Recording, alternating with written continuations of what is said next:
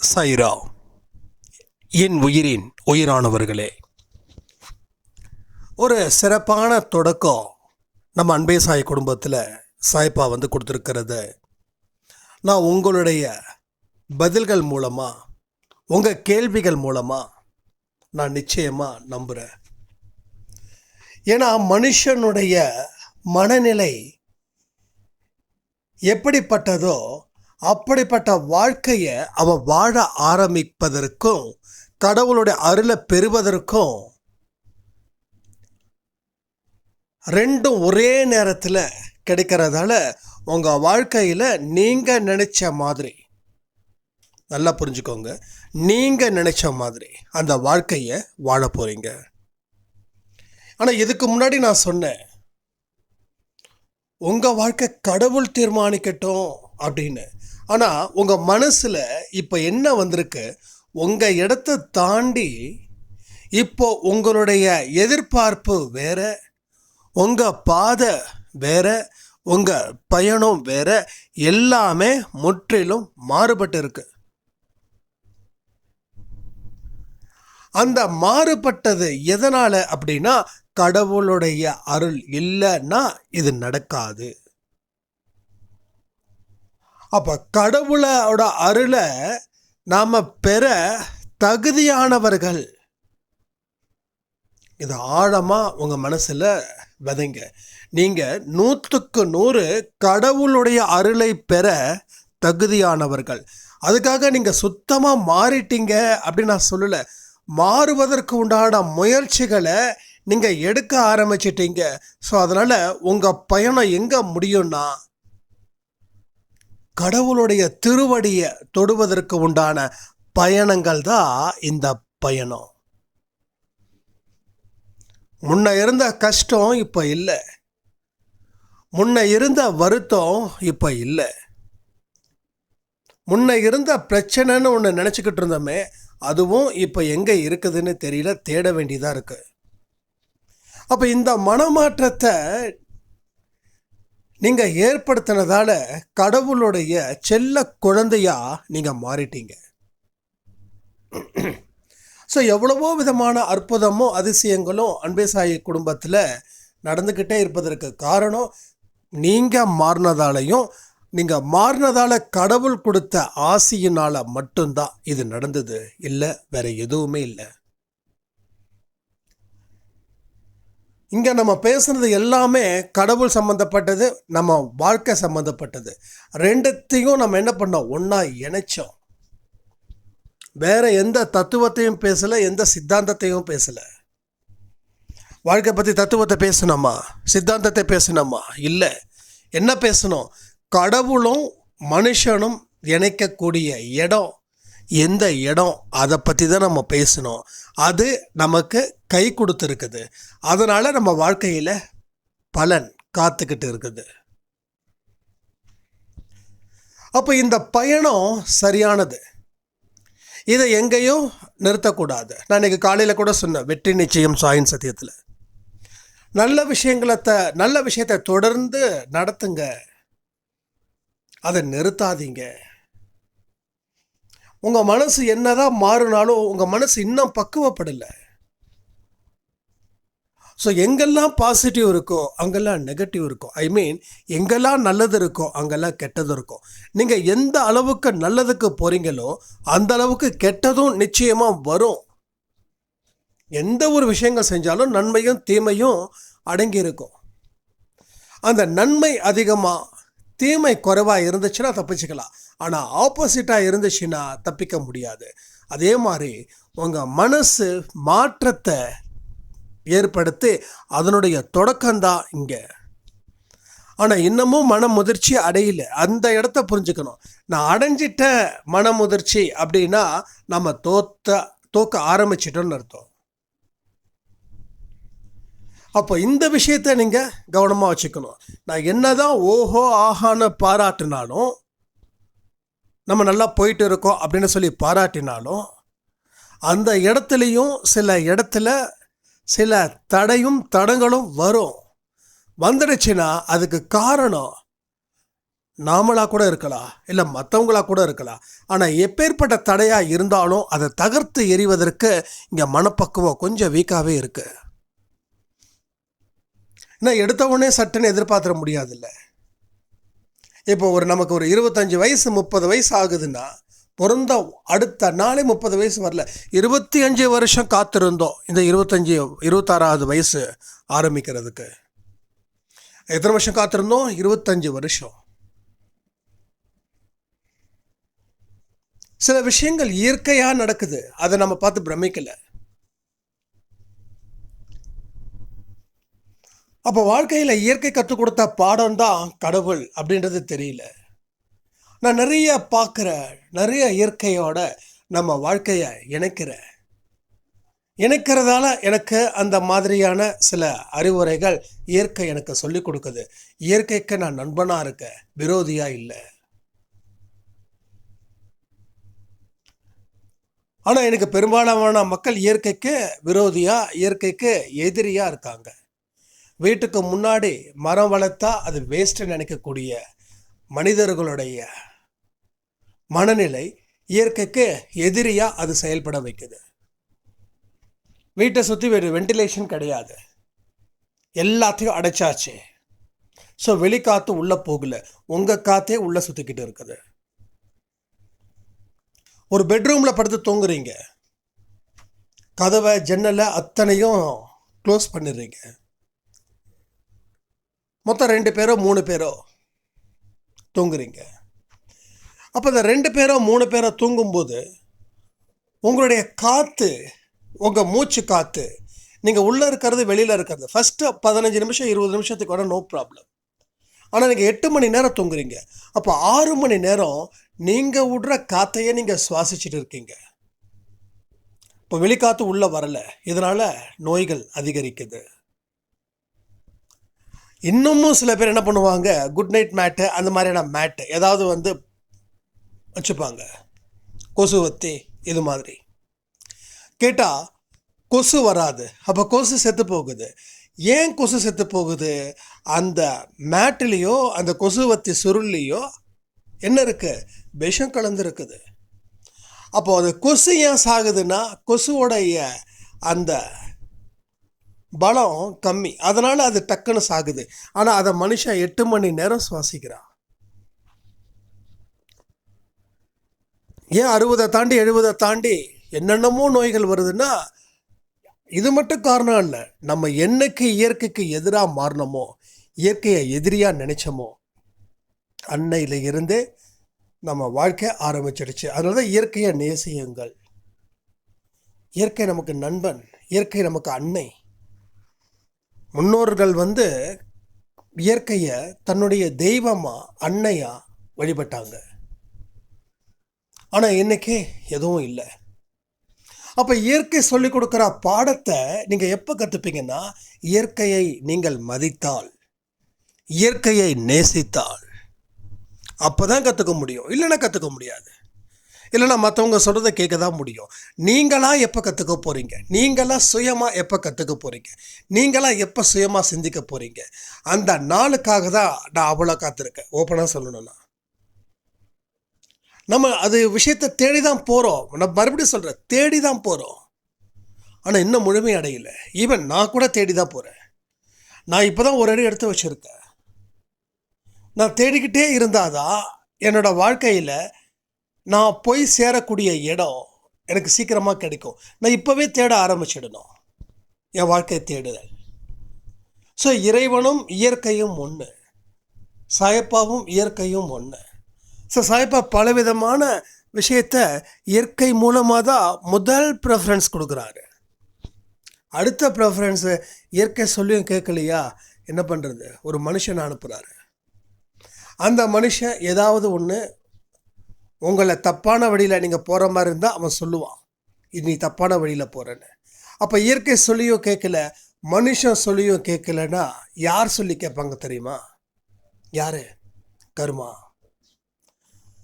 அப்போ நீ எதையுமே உன் வாழ்க்கையில் நீ சீர்படுத்தலை, எல்லா அளவுக்கு மீறி போகுது. அந்த இடத்துல உன் கர்மா பலம் அதிகரிக்குது. உன்னை சிக்கலில் மாட்டி விடுது, வலியை கொடுக்குது.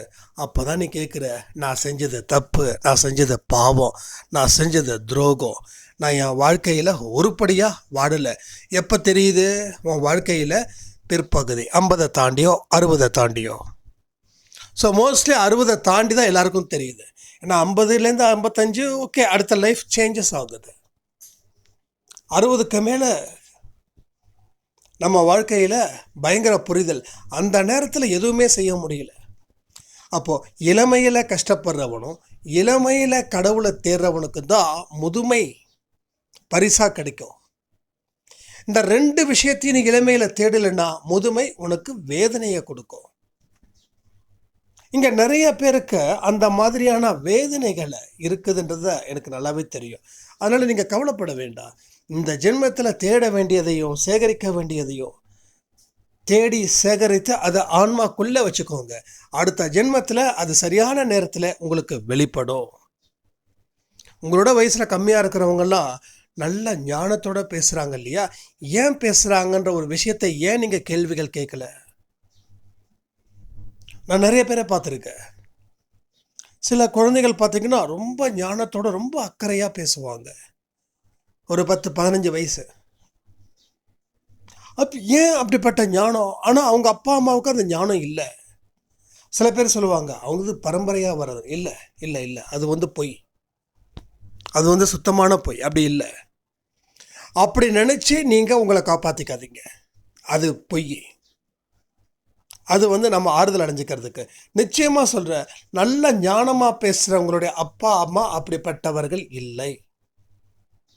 அவங்க உலகத்தில் பெரும்பாலான மனிதர்கள் எதை நோக்கி ஓடுறாங்களோ அதை நோக்கி ஓடுறாங்க. ஆனால் அவங்க பையனோ அவங்க பொண்ணோ அதை நோக்கி ஓடலை. அது அவங்களுக்கு பிடிக்கவும் இல்லை. அதுக்கு காரணம் அவங்க பல ஜென்மத்தில் வாழ்ந்த அந்த ஆன்மாவுடைய பதிவுகள். அந்த பதிவுகள் அடிப்படையில் அவங்க வாழ்க்கையை வாழ்ந்துக்கிட்டு இருக்காங்க. ஸோ எல்லாத்துக்கும் நமக்கு நாம் ஆறுதல் தேடுவதற்காக வாழ்க்கை பாடத்தை படிக்கக்கூடாது. உண்மையை தேடுவதற்காக வாழ்க்கை பாடத்தை அதை படிக்கணும். இல்லைன்னா வேஸ்ட்டு. ஸோ தொடர் முயற்சிகள் உங்களுக்கு எடுக்கும்போது சில பிரச்சனைகள் வரலாம். ஆனால் அந்த இடத்துல நிறுத்திடக்கூடாது. ஏன்னா நிறைய பாடத்தை நீங்கள் படிக்கணும். நீங்கள் படிக்க முடியாத பாடத்தை கூட என்னோடய அனுபவத்தில் வந்ததை கூட நான் உங்ககிட்ட சொல்கிறேன்.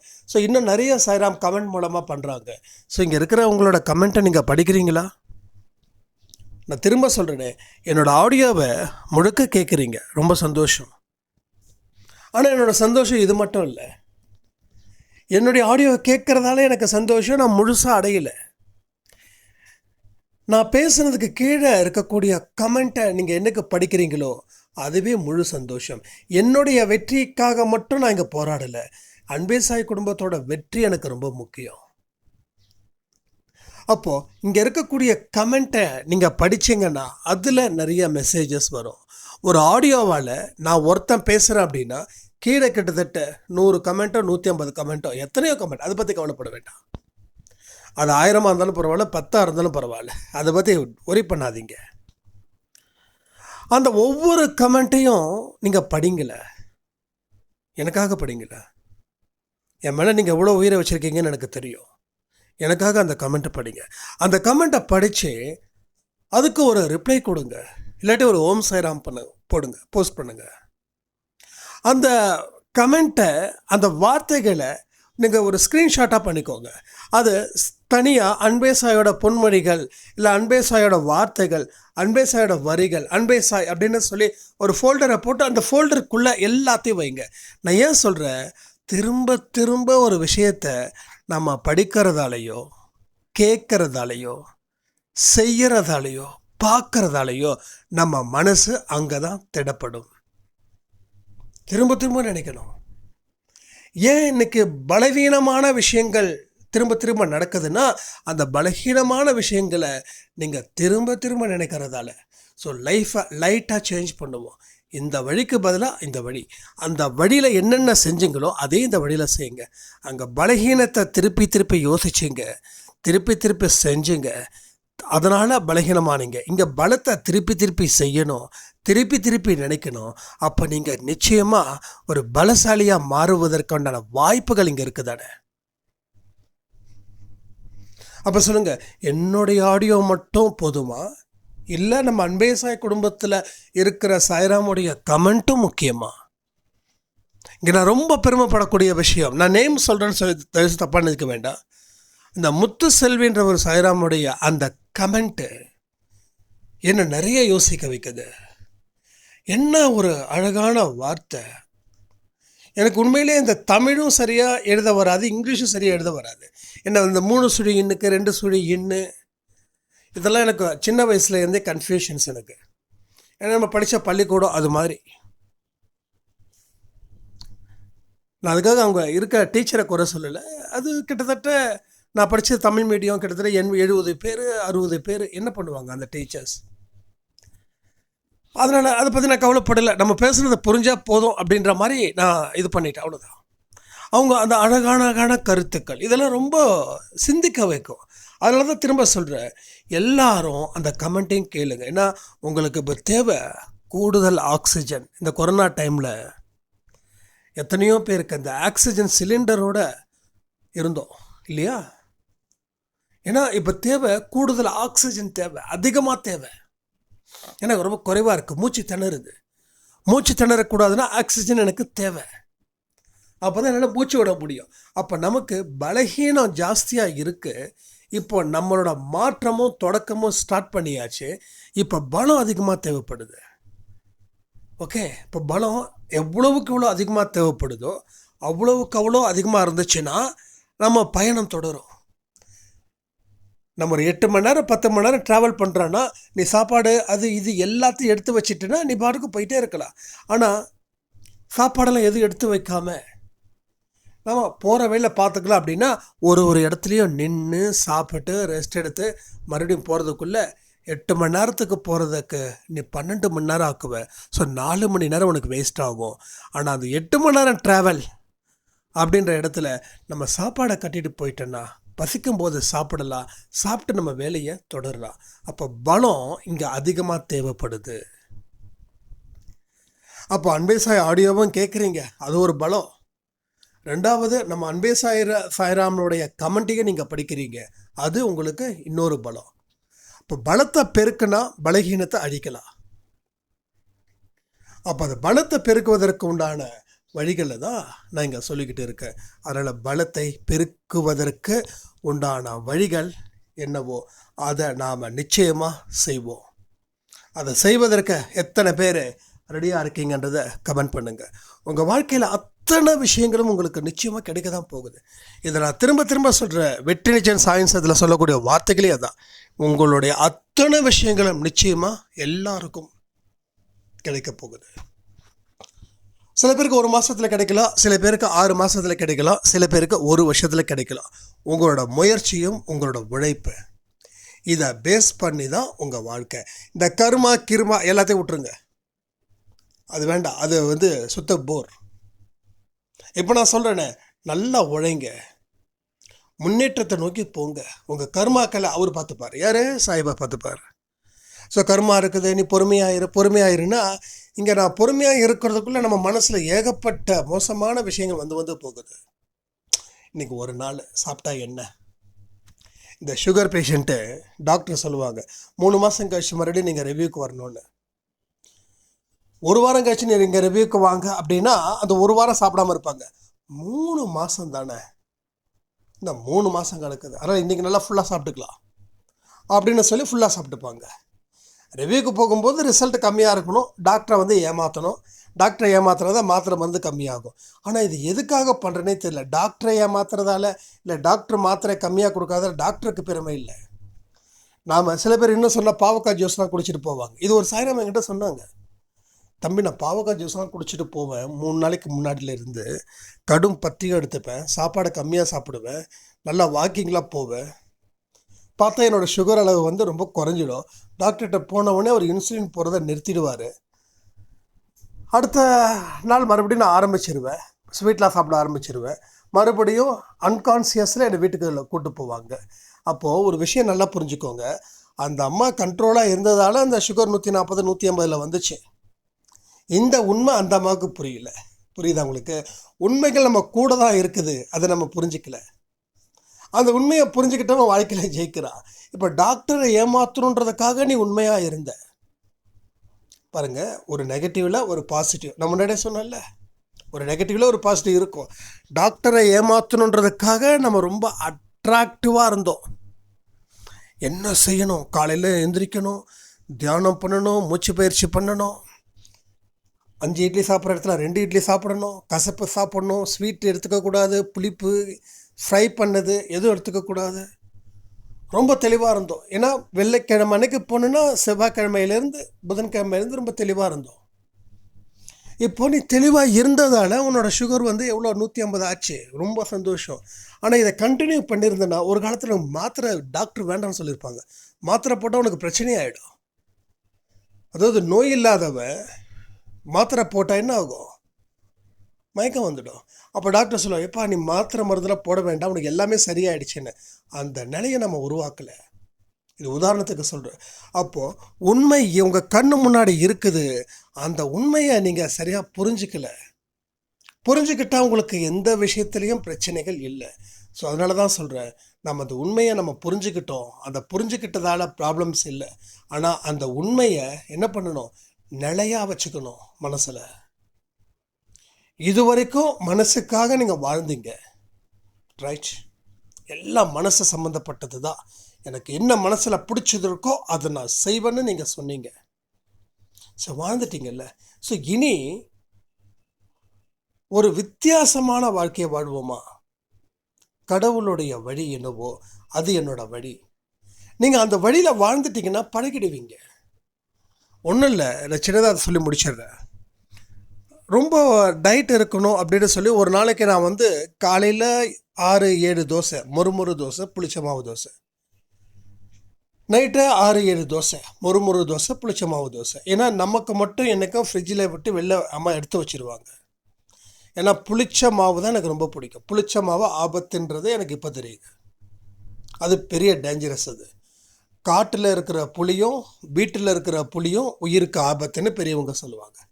பெரியவங்க சொன்னதெல்லாம் நம்ம அப்படியே புறந்தள்ளுறோம், அதை விட்டுருங்க. அவங்க சொன்னதை செஞ்சுருந்தா நமக்கு எந்த பிரச்சனையும் வந்திருக்காது. புளி அதிகமாக சாப்பிட்டா என்ன ஆகும்? ரத்தம் சுண்டும். புளிப்பு சம்மந்தப்பட்டதை எதை பண்ணாலும் அந்த ரத்தம் சுண்டும். ரத்தம் சுண்டுச்சுன்னா என்ன ஆகும்? பிபி ஏறும். ஓகே, ரத்தம் நல்லா ஃப்ரீயாக இருக்கணும். உங்கள் பைப்பில் ஒரு அந்த டியூப்பை நீங்கள் அடைச்சிங்கன்னா அதுதான் பிபின்றது. ஸோ ரத்தம் சீராக இருக்கணும். சீராக இருப்பதற்கு தான் நம்ம உடம்பை சீராக வச்சுக்கணும். அப்போது என்னாச்சு, ஒரு 6 மாதம் நான் ஒர்க் அவுட் பண்ணும்போது ஜிம் கோச் சொன்னாங்க, இல்லை நீங்கள் மாவு ஐட்டம்லாம் சாப்பிடக்கூடாது, சப்பாத்தி தான் அதிகமாக சாப்பிடணும். 6 மாதம் தொடர்ந்து காலையிலையும் நைட்டும் அம்மா சப்பாத்தி போட்டு கொடுப்பாங்க. அது மட்டும்தான் நம்ம சாப்பிட்டோம். 7வது மாதம் திடீர்னு ஒரு ஊருக்கு போகிற அந்த ரோஸ்ட்டு, ஒரு ஃபங்க்ஷனு, அந்த இடத்துல ரோஸ்ட்டும் ஊத்தாப்பம் ஏதோ கிடச்சிது. அதை வாயில் எடுத்து வைக்கிற, அந்த சட்னி எடுத்து வைக்கிற, நெஞ்செல்லாம் ஒரே எரிச்சல். பாருங்கள், இத்தனை வருஷமாக சாப்பிட்டது அந்த 6 மாதம் சாப்பிடலைன்னு உடம்பு ஏற்றுக்கலை. இப்போ ஏற்றுக்குச்சு. ஏன்னா அது மறுபடியும், ஏன்னா அது ஒரு ரத்தத்திலே ஊர்னது போல். இப்போ கொஞ்சம் கண்ட்ரோலாக தான் இருக்கேன், நான் பெருசாக எடுத்துக்கிறதில்ல. அப்போ உங்கள் பழக்கம் 6 மாதம்தான். நான் இன்னும் 6 மாதம் கூட ரொம்ப ஹியூஜ் டேஸ். 48 நாள் உங்களோட பழக்கங்கள் கண்டிப்பாக ஒரு கட்டுக்கோப்புக்குள்ளே நிச்சயமாக வந்துடும். ஸோ தயவு செய்து நீங்கள் எந்த அளவுக்கு கட்டுப்பாடோடு இருக்கீங்களோ அந்த அளவுக்கு வாழ்க்கையில் உயர்ந்த இடத்துக்கு நீங்கள் போவீங்கன்றது மட்டும் நிச்சயம். அதனால் வாழ்க்கையை நல்லா வாழணும்னு சொல்லி, அதே மாதிரி நீங்கள் நைட்டு வர வேண்டிய 8 மணி ஆடியோ ஈவினிங் கரெக்டாக 6 o'clock வரும். ஏன்னா 8 மணிக்கு கொஞ்சம் ஒர்க் ரொம்ப ஜாஸ்தியாக இருக்கும். அதனால் அதுக்கு முன்னாடியே 6 மணிக்கு பப்ளிஷ் பண்ணணும் அப்படின்னு நாம் நினைக்கிறோம். ஸோ இன்றைக்கி ஈவினிங் கரெக்டாக 6 மணிக்கு அன்பே சாய் ஆடியோ வரும்னு சொல்லி இந்த ஆடியோவை நான் முடிக்கிறேன். ஜெய் சாய்ராம்.